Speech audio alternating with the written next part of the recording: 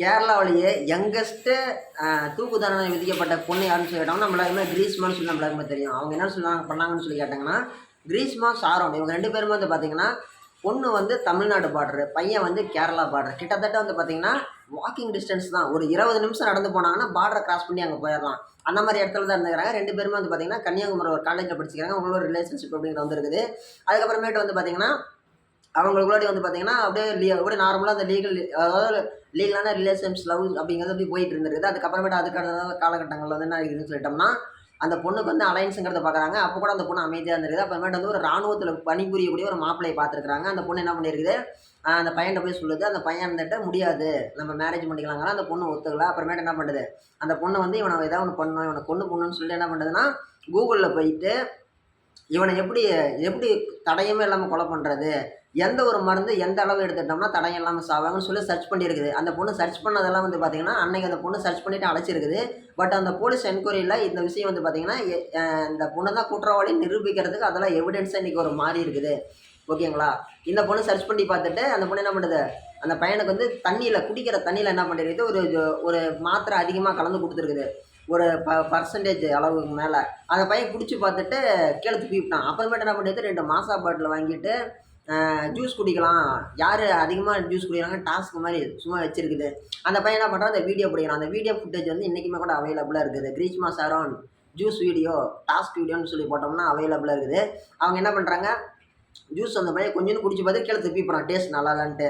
அப்புறமேட்டு அந்த பொண்ணு இருந்துட்டு, போடா இதுலேயும் தப்பிச்சிட்டியா, உன்னை விடமாட்டேன், உன்னை போட்டு தள்ளியே தீரும்னு சொல்லிட்டு மறுபடியும் என்ன பண்ணுறது, அந்த பொண்ணுக்கு கல்யாணம் பக்கமாக நெருங்கி வருது. அப்புறமேட்டு அந்த பையனை வந்து கேரளா பார்டர்களோடய இந்த பொண்ணுக்கு சொந்தக்காரங்க ஒருத்தங்கிறாங்க. அவங்க வீட்டில் இருந்துட்டு இந்த மாதிரி எங்கள் வீட்டுக்கு வான்னு சொல்லி கூப்பிடுது. அந்த பையன் வரான். வந்த வாட்டி வந்து அந்த பூச்சி மருந்தெல்லாம் அடிப்பாங்க இல்லைங்களா, அந்த பூச்சி மருந்து கடிக்கிற இதெல்லாம் வந்து அந்த பையனை கொடுத்து குடிக்க வைக்குது. இதை குடி உடம்புக்கு நல்லது அப்படின்னு சொல்லிட்டு ஒரு பர்டிகுலர் விஷயத்துக்கு அந்த பையனும் குடிக்கிறான். அந்த பையன் குடித்த வாட்டி வந்து பார்த்தீங்கன்னா, அவனுக்கு வந்து அன்றைக்கி நைட்டே உடம்பு கேட்டு போகுது. அந்த பையன் வந்து ஃபோன் பண்ணி கேட்குறான், எனக்கு இந்த மாதிரி உடம்பு கேட்டு போச்சு. அந்த பொண்ணு என்னங்குது, அதெல்லாம் சத்து டானிக் மாதிரி, அதெல்லாம் அப்படி தான் இருக்கும், நீ கம்முனருன்னு இருக்குது. அந்த பொண்ணு சொன்னதுக்கோசரம் அவனும் கம்முனே இருந்துக்கிறான். மறுபடியும் டாக்டர்கிட்ட போய் காட்டாமல் ஒரு காலகட்டங்களுக்கு மேலே டாக்டர்கிட்ட போய் ஆகணுங்கிற சூழ்நிலையில் டாக்டர்கிட்ட போகிறாங்க, இவன் ரத்தம் வச்சுலாம் எடுக்கிறான்ட்டு. அந்த பையன் வந்துட்டு ஹாஸ்பிட்டல் போனோடனே இந்த பொண்ணு என்னங்க சாரின்னு சொல்லி மெசேஜ் அனுப்புது, ஃபோனில் பேசுது. ஏன் சாரி என்னத்துக்கு, இல்லை ஏதோ கேட்கணும்னு தோணுச்சு அப்படின்னு சொல்லிட்டு விட்டுருச்சான். அப்புறமேட்டு என்ன நடக்குது, அந்த பையன் வந்து அவங்க ஃப்ரெண்டுக்கிட்ட சொல்கிறான், இந்த மாதிரி இந்த பொண்ணு வீட்டுக்கு போனால் அந்த பொண்ணு ஏதோ ஜூஸ் மாதிரி கொடுத்தா, நாட்டு மருந்து ஜூஸுன்ட்டு, அதை குடிச்சாட்டு தான் எனக்கு இந்த மாதிரி உடம்பு கெட்டு போயிடுச்சுன்ட்டு. ஒரு சில நாட்களிலேயே அந்த பையன் உடம்புல இருக்கக்கூடிய ஒவ்வொரு ஆர்கன்ஸாக கெட்டு போய் அந்த பையன் இறந்து போயிட்டான். அந்த பையன் இறந்து போன வாட்டி வந்து பார்த்திங்கன்னா, அந்த பையன் போஸ்ட்மார்ட்டம் பண்ணி பார்த்தப்ப விவசாய முறையில் கொடுக்கக்கூடிய இயற்கையான பூச்சிக்கொல்லி மருந்து இவனுக்கு கொடுத்துருக்குறாங்கன்னு சொல்லி தெரிய வருது. உடனே அந்த பொண்ணை போய் விசாரிக்கிறாங்க. விசாரித்த உடனே அந்த பொண்ணு போலீஸ் ஸ்டேஷனில் என்ன பண்ணுது, கக்கூஸ் கழுவுவங்கள ஆர்பிக்கு அது மாதிரி ஒன்று குடிச்சிட்டு சாவு கிடக்குது. சாவு கிடத்தோடனே ஆஸ்பத்திரியில் போகிறாங்க. அந்த பொண்ணு சாவுற கண்டிஷனுக்கு போயிடுச்சு. மரண வாக்குமூலம் கேட்குறாங்க, நீ இனிமேல் பிழைக்க மாட்டோமான்ட்டு. அந்த பொண்ணு சொல்லுது இந்த மாதிரி, ஆமாம் அவன் சாவுக்கு நான் தான் காரணம், நான் தான் வந்து அவனுக்கு வந்து பூச்சி மருந்து கொடுத்தேன், அவன் எனக்கு தொல்லையாக மாறிடுவான்னு நினச்சேன், அதனால தான் கொலை பண்ணேன் அப்படின்னு சொல்லிடுச்சு. கடவுள் புண்ணியத்தில் அந்த பொண்ணு சாவு கடந்த பிள்ளை ட்ரீட்மெண்ட்டில் பொழைச்சிக்கிச்சு. பொழைச்சி வந்தவட்ட என்ன பண்ணுறாங்க, போலீஸுக்கு அந்த பொண்ணு மரண வாக்குமூலத்தில் கொடுத்தது வந்து ஒரு முக்கியமான எவிடன்ஸாக எடுத்துக்கிட்டாங்க.